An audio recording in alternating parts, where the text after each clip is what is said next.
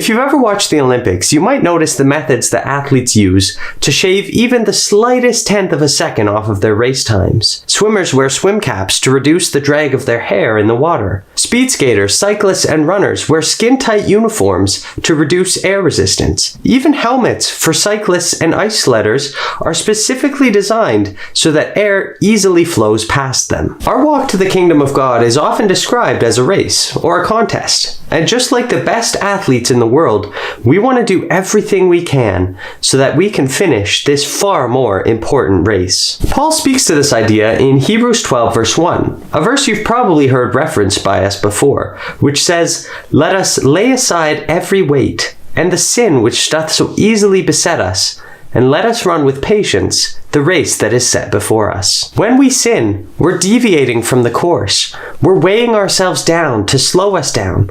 Sometimes we're even going the wrong way. So how can we lay these sins aside so that we can finish the race? The first thing we have to do is identify what's slowing or weighing us down. There's no one answer fits all. Imagine if swimmers used aerodynamic bike helmets instead of swim caps. It would be completely useless because air and water are completely different properties. They have totally different resistances. So we have to be intentional about pinpointing the sins that we struggle with. Once we've done that, we have to come up with a method that completely cuts it off and eliminates it. Runners don't wear a skin-tight shirt but long baggy jogging pants. They wear a full uniform to work on eliminating air resistance completely. Similarly, there can't be any half efforts when it comes to removing the sins that weigh us down in our race.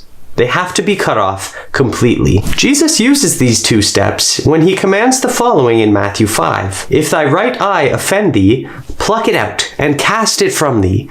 It is better that one of thy members should perish, and not that thy whole body should be cast into hell." Notice how Jesus is, 1, specific about where the problem is, your right eye, and 2, he's severe in the method in which you are to deal with it.